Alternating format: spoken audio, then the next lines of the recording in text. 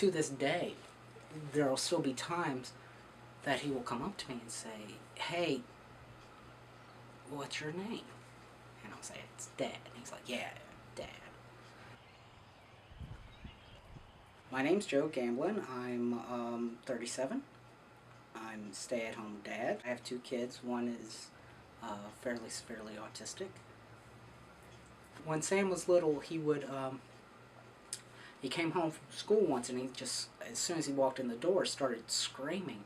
He got very upset, and this was still at the point when he was doing a lot of head banging. He would just slam his head up against things.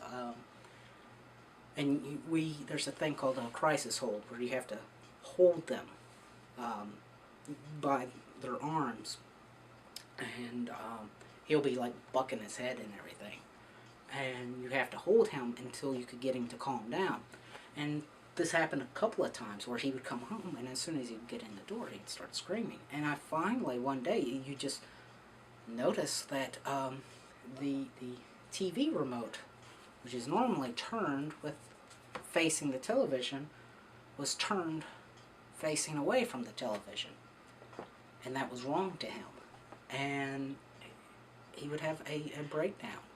And during the breakdowns, I think there's a severe misunderstanding of that.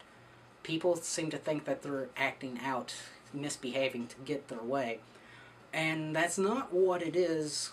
It's more of such a severe misunderstanding of how the world operates that their brain needs to reset.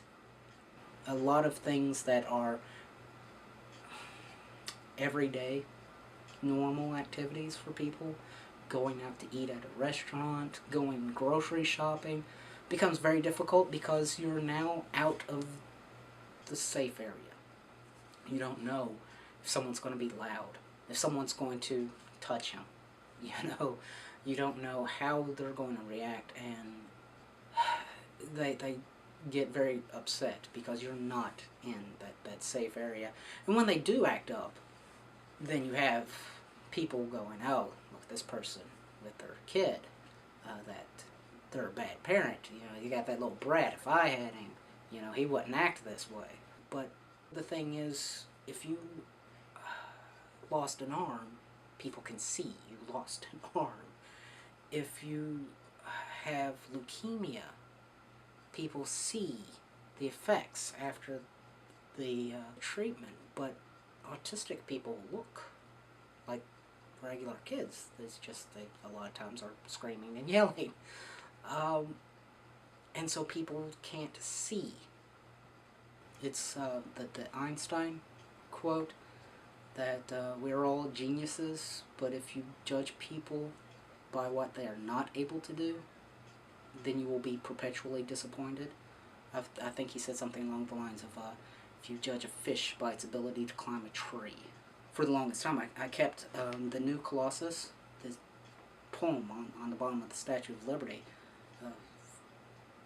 Give me your tired and your poor and your hungry masses. That was the whole idea of what I thought we were supposed to be doing. And that's what I've been trying to do, not only with Sam and Simon, both taking care of them, trying to teach them that I don't really care whether or not they're the smartest or the fastest or the strongest. I want them to be the kindest. And yeah, that's what I've been trying to do, is everything is trying to teach them that.